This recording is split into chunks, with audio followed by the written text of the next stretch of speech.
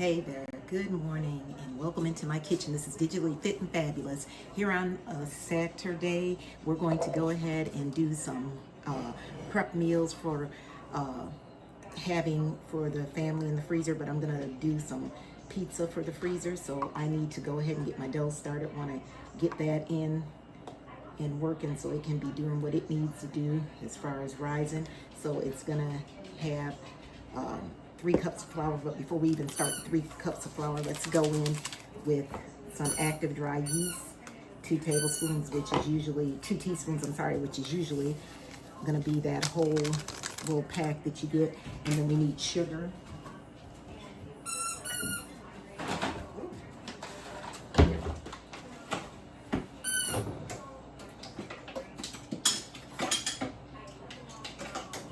So we're going to do a tablespoon of sugar in with this yeast. Go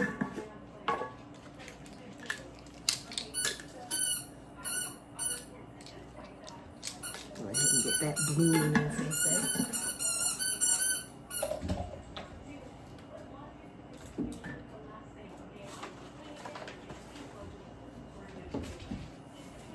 So we'll just go ahead and mix that up in our bowl.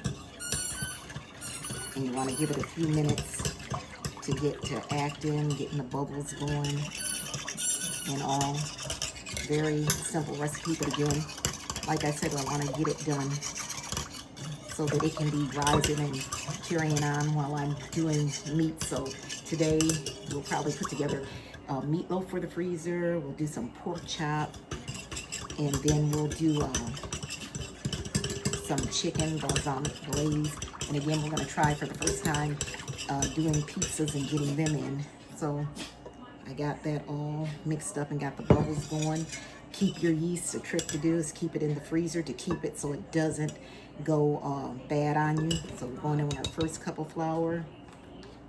And again, this is going to be total of 3 cups of flour. So this is going to be cup number 2.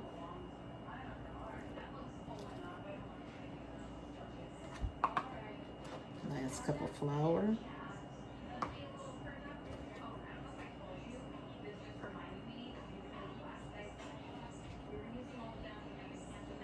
All right, and that's our 3 cups. Go ahead and get our lid on this.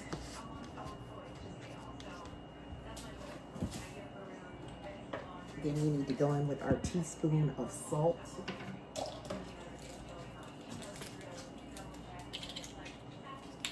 And then after a teaspoon of salt, there we go, got that in there.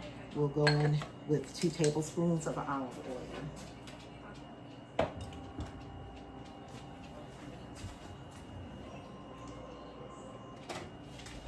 Let's take that out of my spray bottle. And it's gonna be 2 tablespoons of the olive oil going in. Staying right there. Gotta refill this anyway. 1, 2. Okay. Lid back on.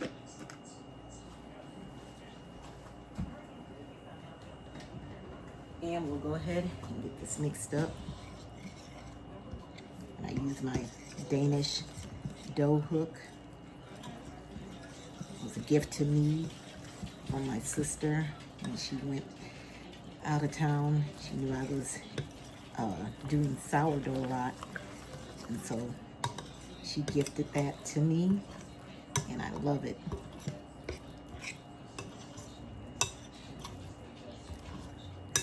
All right.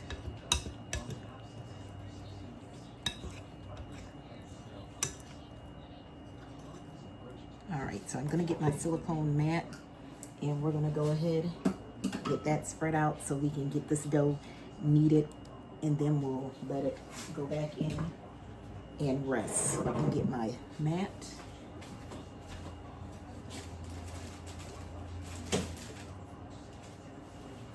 Right.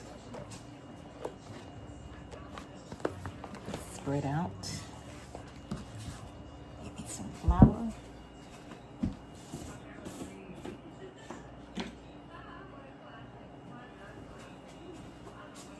Spread some flour out.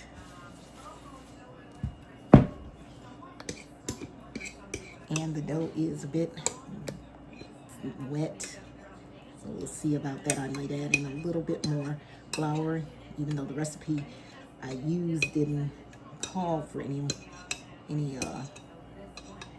more, but it is a bit wet, and this is my first time using this particular pizza dough recipe, so I'm just going to sprinkle a bit on the top, and of course get some on my hands. And let's see.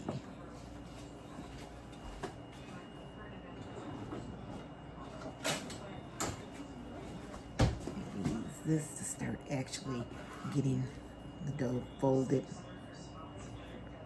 Makes it a bit easier. And then once I get it where I want it, then I'll get in with my hands and knead. Because it is quite wet, I have to say.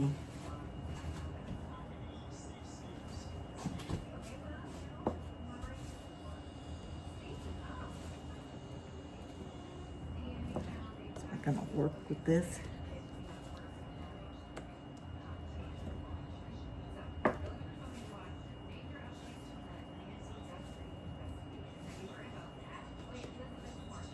And we're just gonna keep working with it, getting it kneaded.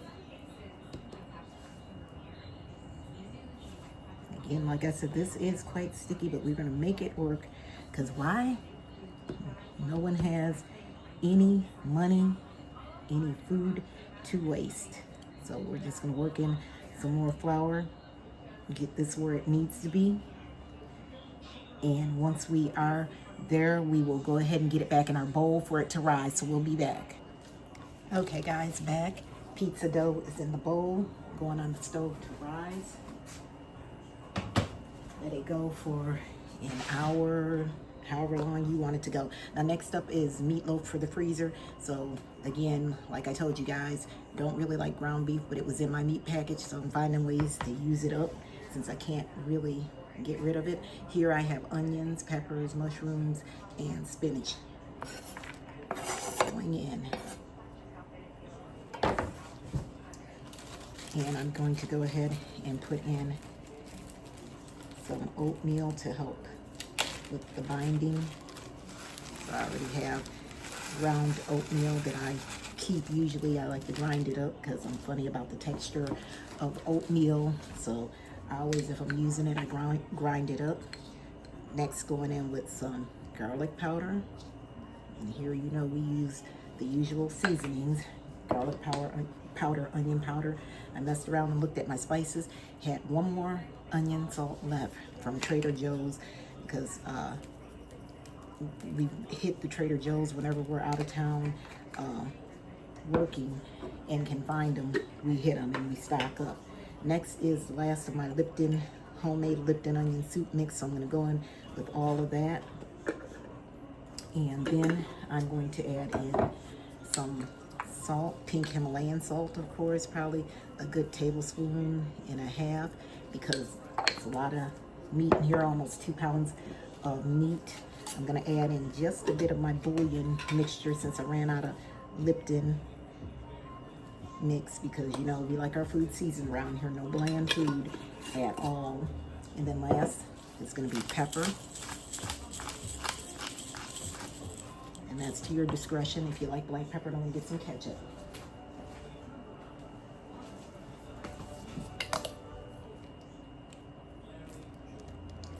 Okay, and I'd say that was about a 1/4 cup of ketchup. We're going to go in and get this mixed up. Got on gloves because I accidentally hit my thumb, and I thought, well, let me put on some gloves. I had on Band-Aid, but the Band-Aid wasn't really trying to stay, which is fine. So we'll get that mixed up, see where we're at, and make sure that it's holding the way we need it to be.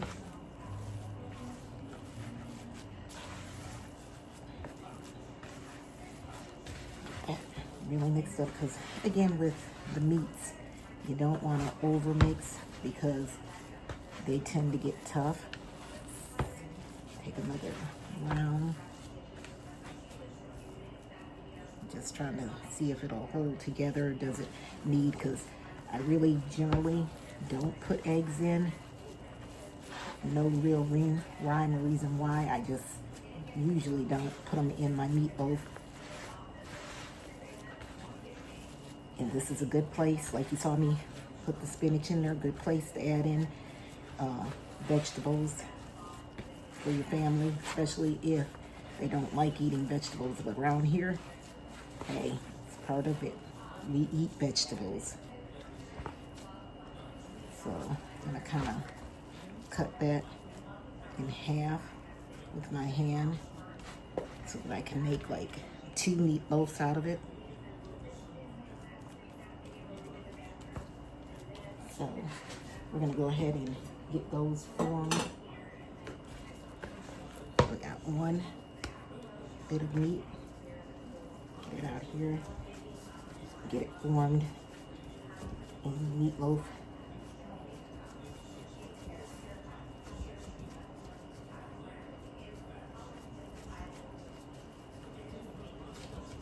And then, of course, you know, when you cook it, you're welcome to put whatever sauce. Whoa, like they had a catastrophe, guys. And we'll go ahead and get that next one formed, and then we'll come back and show you when we get ready to put it in the freezer. Okay, guys, so we're back. We got the meatloaf shape on our pan. These are gonna go into the freezer to freeze.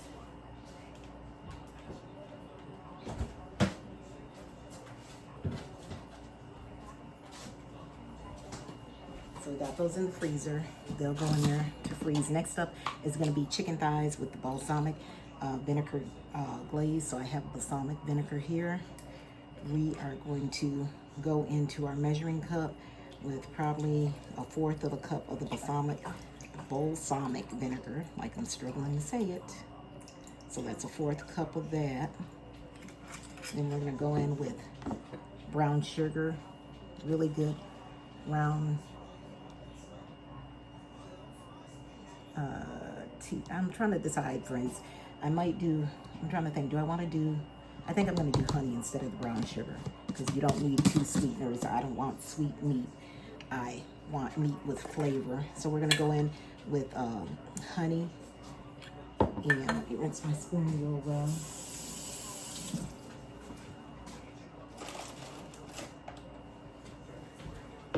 So we're going to go in with honey, a good tablespoon. Get that in there. Get it mixed up. Then next up, we're going to go in with some Hungarian paprika.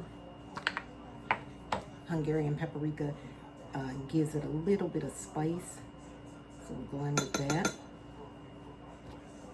We're also going to go in with some garlic powder.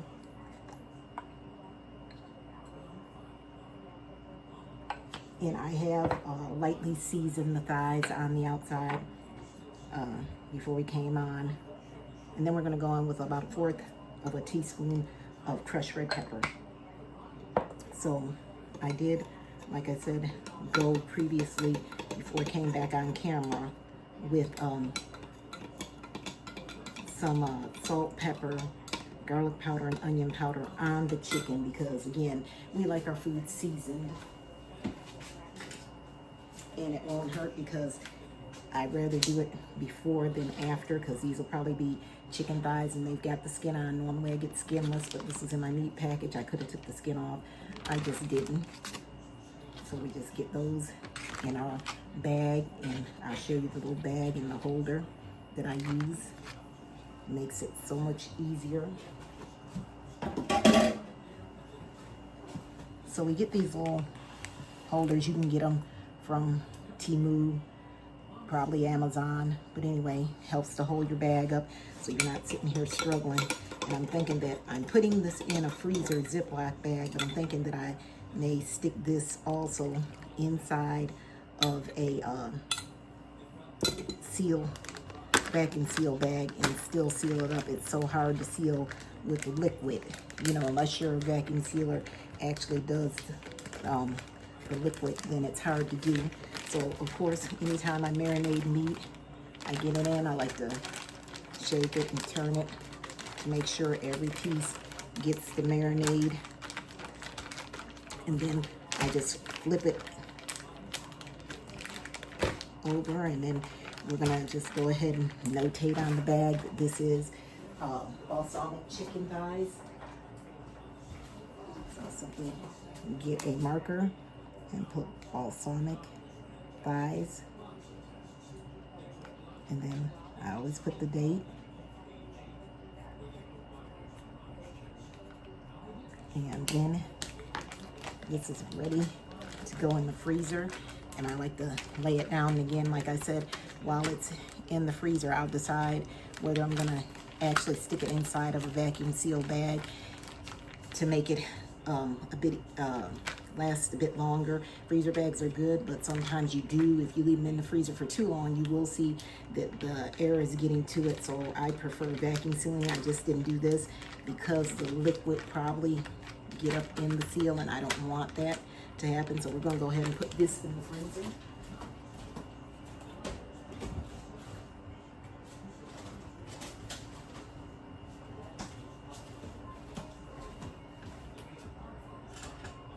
Okay, so next up with marinades is going to be our teriyaki glazed pork chops. So I'm going to use the same measuring cup, almost the same, you know, liquids, and we're going to put in about 1/4 of soy. And in this marinade, we are going to use brown sugar to go in. So get that out of there.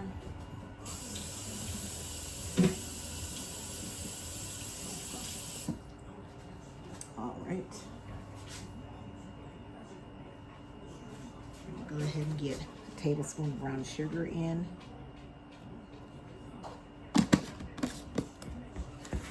Gonna get in garlic powder. Always the usual suspects. Well, salt, then garlic powder.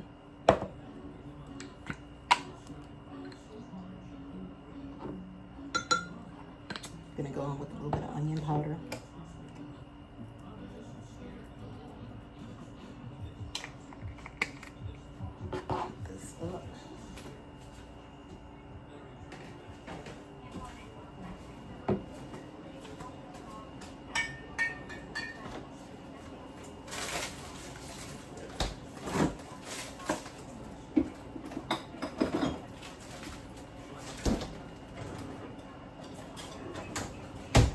Right, so we had to get ginger and garlic so we can get that in here. So we've got our minced garlic that we keep in the refrigerator. I always buy the cloves and mince it. But this year I hope to be able to grow my own garlic when the time comes around. I do use a lot of garlic, and it's good for you anyway. So go in here, we're gonna grate in some ginger.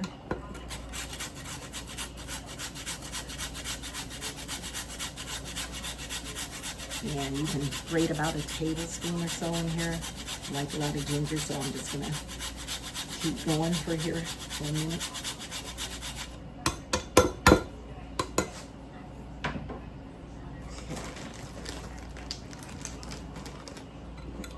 So we get our mixture all mixed up, and again, that's the soy sauce. And we're gonna add a little bit of water to this also.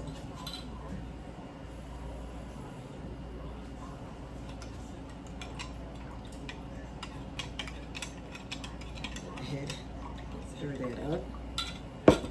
Now let's move these spices to the side so we can get the pork chop out.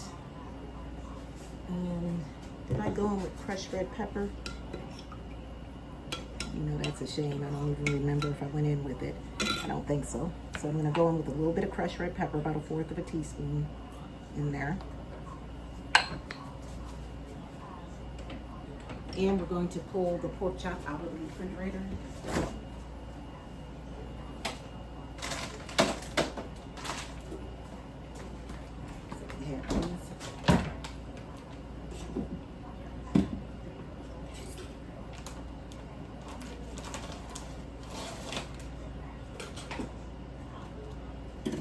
go ahead and get pork chop all rinsed off so that we can work with it.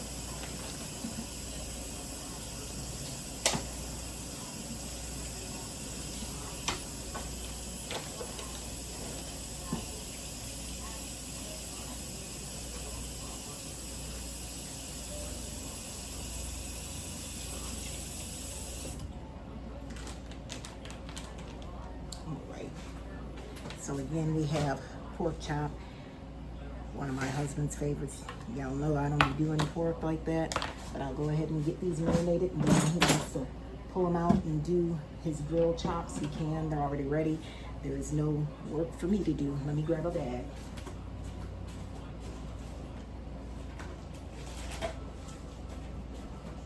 So I'll go ahead and write on this bag that we got going on, which is going to be teriyaki pork chop.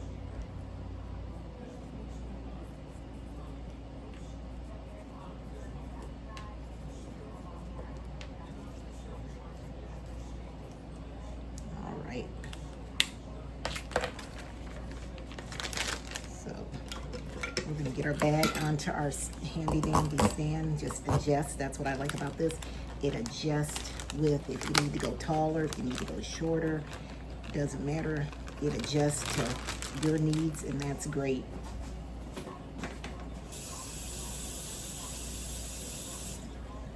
All right, let's go ahead and get the chops in. And now the chicken, I actually, like I said, had put salt, pepper, onion powder on it even before the marinade, because chicken is always quite bland.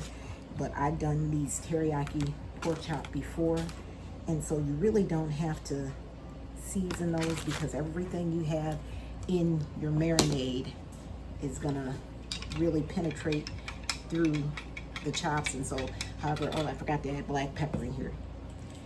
However long it's actually marinating in your freezer, you know, it will get into your chops, you know, be good and flavorful. So I got that in there.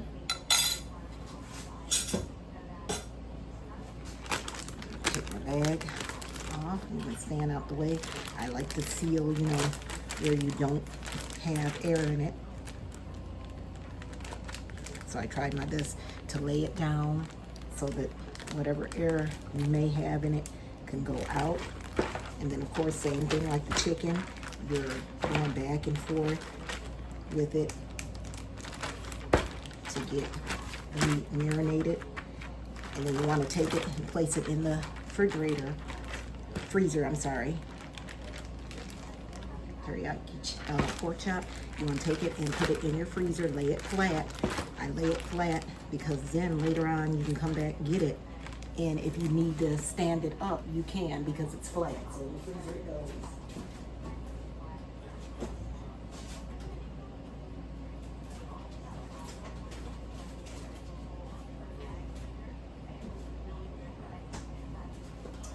Right, our honey and brown sugar up.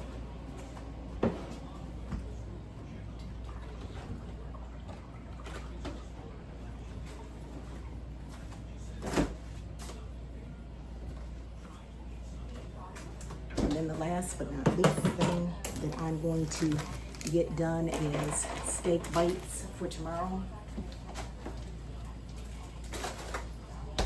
And with steak bites, you can use whatever cut of steak you choose to use. So I have ribeye. So that's what I'll be using today.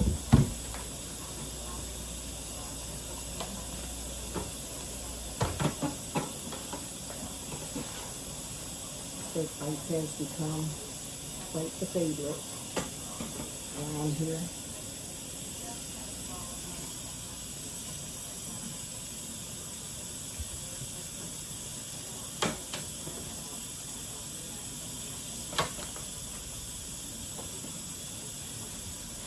Paper in the trash.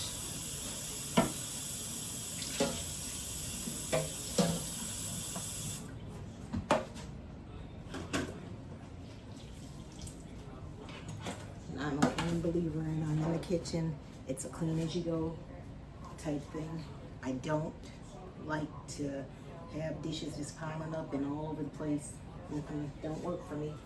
It's clean as you go. So I've got that, and again, this is gonna be ribeye steak. So I'm gonna break this down and again make steak bites out of it for tomorrow's dinner. And I'm gonna marinate the steak. That way it's already going, because this will not take long to cook. The bites never take long to cook at all. I do trim around the super fatty pieces because we just don't like all that fat in our meat. That is good to render when you're doing it on the grill and like that, but just to have a big piece of fat, no, doesn't work. So just cut them into cubes. And again, I said steak bites, so you see the size of the cubes. And we just simply continue to break the steak down. As I get to fatty parts, I just cut it off and then go on to cutting through.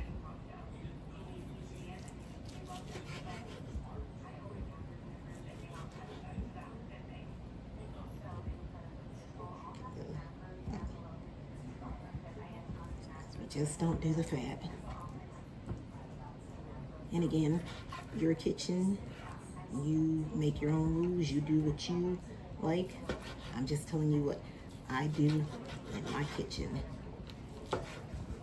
And these steak bites can be prepared in the air fryer on top of the stove. They're a quick dinner.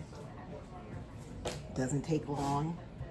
So sometimes I do it in the air fryer, sometimes I do it on the stove so that I can add onions and mushrooms to it and really make it good, which that's, I believe, probably the thing what I'll do with this tomorrow is add onions and mushrooms to it and get those sauteed up. That always is a good way to prepare the steak plates. And then pair it, with mashed potatoes. You can do rice. You can do it in a bowl. We do that quite often, is have it and add lettuce and tomato and all that and make it a bowl.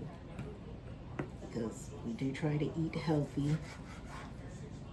And that's, not being on a continuous diet. It's called, making healthy choices. That's all it is changing the way you eat. A lot of people don't understand that. They say, oh, eating healthy is expensive, and we make all these excuses. But I've always been a person that believes if it's something you want to do, you'll really do it. If it's not, you'll have an excuse for everything. So here, no excuses. We're just going to eat healthy, get a lot of veggie intakes, which is no problem here because I always cook meals that include vegetables. Sometimes my meals are just strictly low carb, but vegetables are always going to be a part of it. Okay, now we got the steak bites all nice and cubed up. Oops, forgot one piece.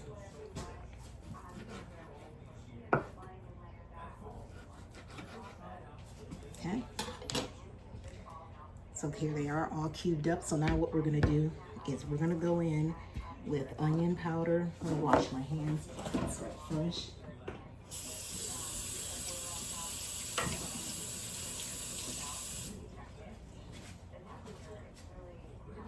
Oh.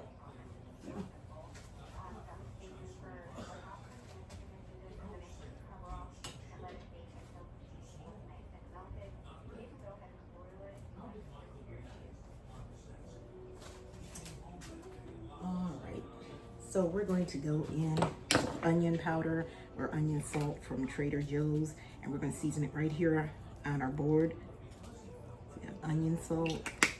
Then we're going to go in with garlic powder, of course. Shouldn't even be a question by now in my kitchen. It's always going to be the onion powder. Garlic powder is always going to make an appearance. then salt and pepper.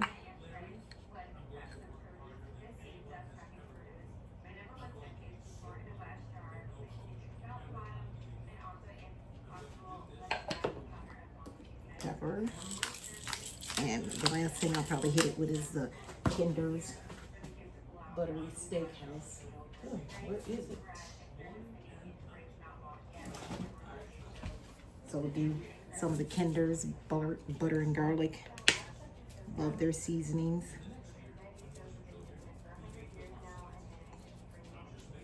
Okay, we just want to sprinkle all around. Then we're just going to simply kind of massage it in to our meat, get the seasoning worked up and through the meat so that everything is coated.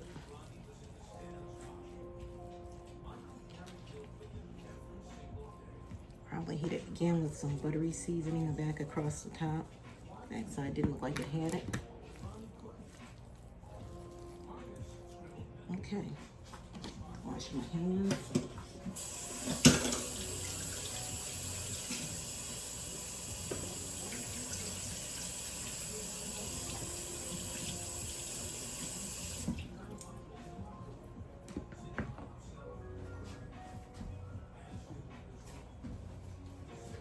Dry my hands, and I'm going to go ahead and store this in a bag in the refrigerator. Thinking, yeah, that's what we'll do. We'll put it in a bag in the refrigerator.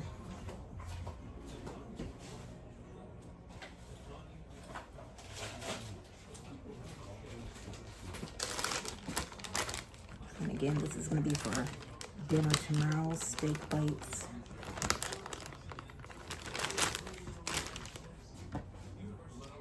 Go into the bag with these. And the last thing that I'm going to hit it with is a little bit of soy sauce on top.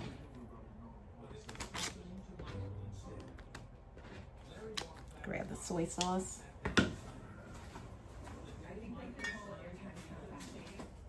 And we're gonna go on with, let's see, a good tablespoon and a half. Then we're gonna take our bag off, our little holder.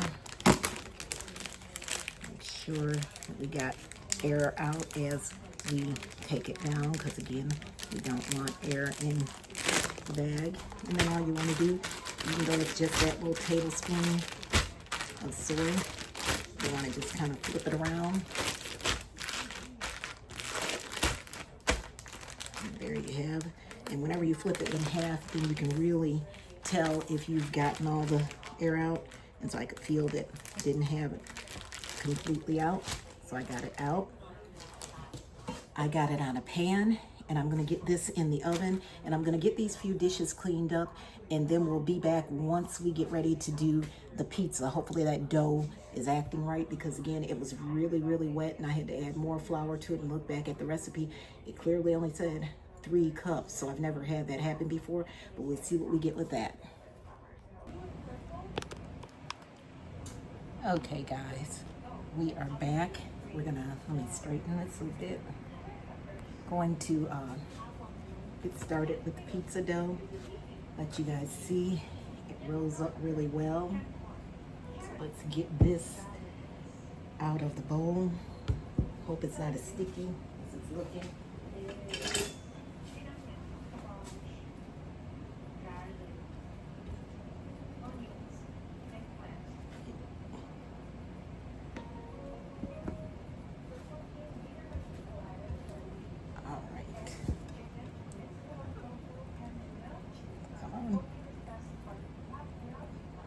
There we go.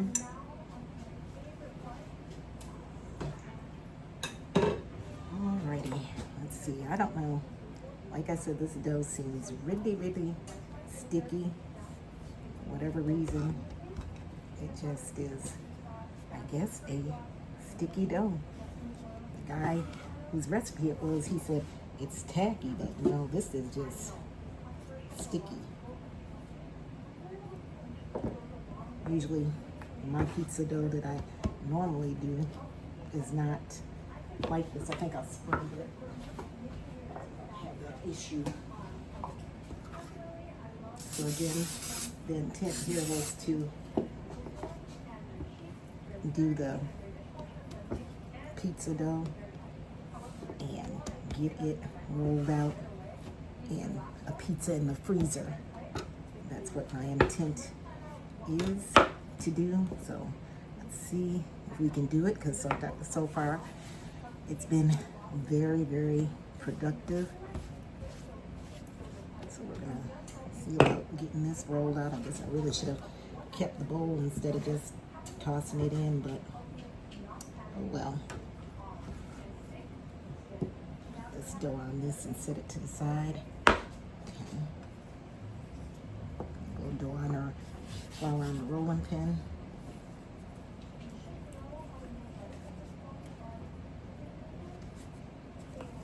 And it's safe to say I may not do this dough again.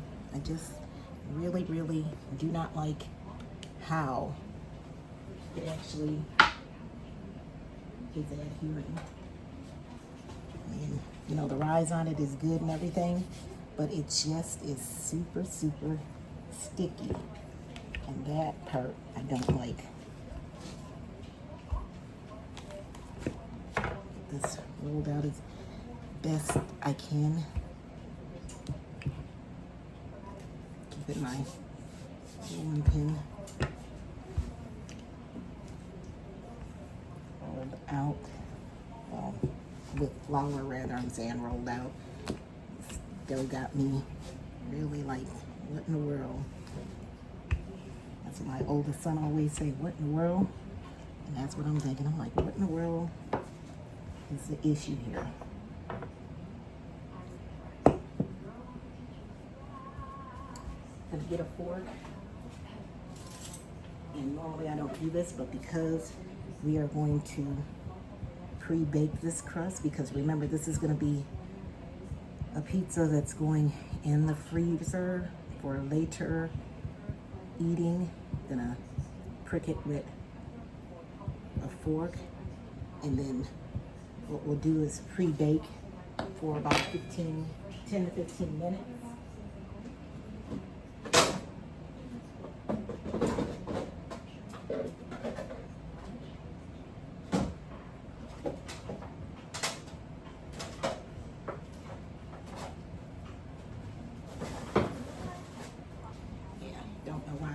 Already ready with that. This crust rolled up on here. Hopefully can get it on the pan and get it stretched back out the way we need it to be.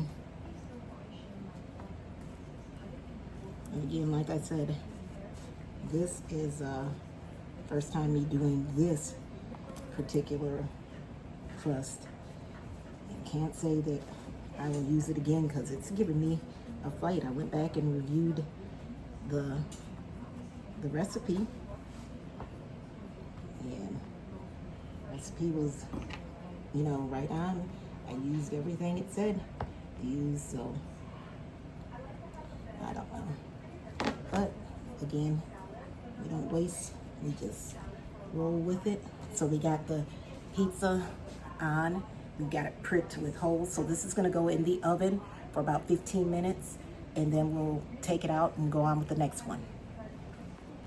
All right, guys, so I am back and got the pizza crust pre-baked. So remember, I put that in a 400-degree oven for 10 to 15, well, actually I did 12 minutes. Now I'm just gonna simply add whatever toppings I want on the pizza. So we're gonna start off with the pizza sauce, get it out and get it spreaded on the crust. And then once we get the pizza sauce spreaded on the crust, then we'll go and we'll add in the rest of our toppings. Let me go ahead and get some more sauce. Hold on.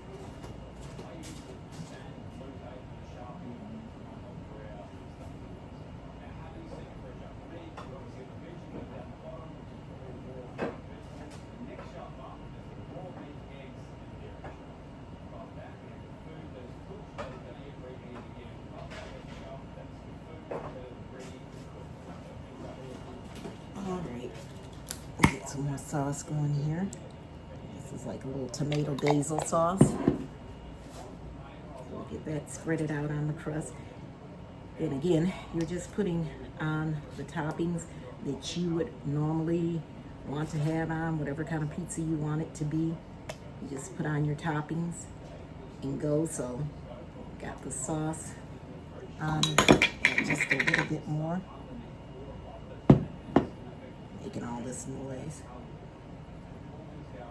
Okay, got that spread out, and then next is going to be a layer of let me do a little, trying to get it together. Put some cheese down. So I got some mozzarella cheese. Couldn't find the brick at the store I went to because I actually forgot it. Had to go back and get it. So I couldn't find the brick because, you know, if I get the brick, that means I don't mind doing it myself, you know. Whereas when you buy pre-shredded, they have all those additives in it. And so that's something that, you know, try to avoid if at all possible. So this cheese up.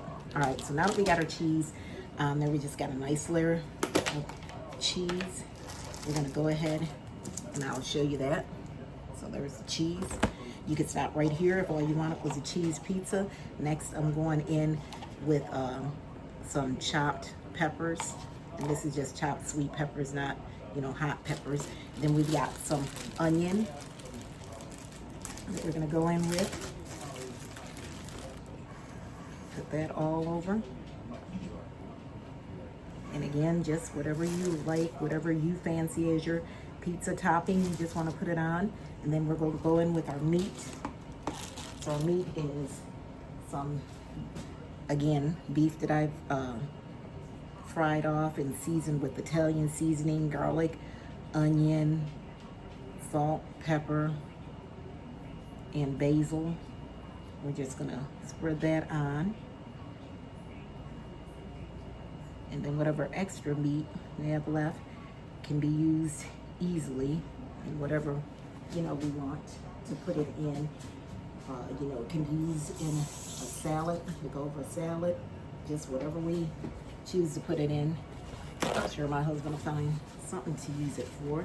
And then I'm just gonna hit it again with a little bit more cheese on the top. And then this pizza will be ready to wrap for the freezer. Okay.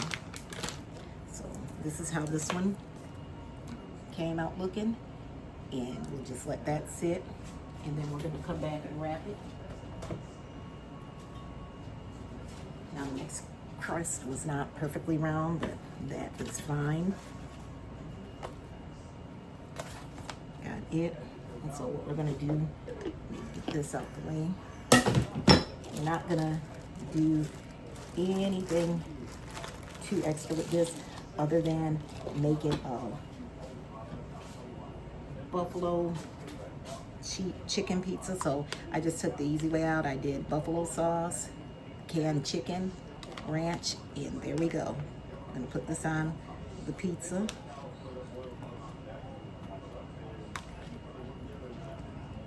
And just spread it all over. Get it all spread it out. And again, this is going in the freezer. You got that buffalo sauce basically serving as your pizza sauce.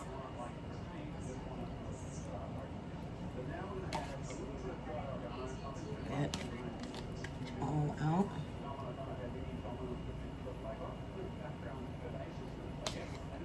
All right, and then we'll just go in with cheese on this. Oop, let me see. You know how I am. Gotta get every drop out. Okay. Now we'll go in with more cheese. Well, we haven't put any cheese on, so we're going in with cheese. And in my mind, since it's buffalo chicken pizza, heck, I would have liked to see blue cheese actually.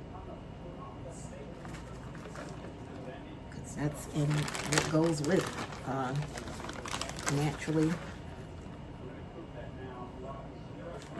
All right. So it didn't take long to use up that little bag of cheese, and there's our buffalo chicken pizza. So what we'll do is we're gonna let these sit out for just a few more minutes, and then we're going to get them packaged up, which is simply just getting them wrapped for the freezer. And then once we get them all wrapped for the freezer, we'll get them in, and then we'll have everything done for our freezer day. So we'll be back here in just a few minutes. Okay guys, so what a day in the kitchen. So there's the meatloaf, I vacuum sealed it. We've got the teriyaki pork chop. There's the buffalo cheese pizza. I got the steak for tomorrow's dinner. We got balsamic thighs over here. I even did some pickled red onions. And then over here, we have the last pizza that's going in the freezer. So yes, what a day in the kitchen. Thank you guys for joining me. And again, this is Digitally Fit and Fabulous. Remember to like, subscribe, and share. And you guys have a blessed day. Preservation Saturday always pays off. We did a meatloaf. We did teriyaki pork chop, a buffalo chicken pizza, steak for tomorrow's dinner, hamburger pizza, balsamic thighs in the background, and some purple red onions pickled. It's just been wonderful to be able to do this. If you want to see the video and how I did some of it, go to TikTok and see Digitally Fit and Fabulous.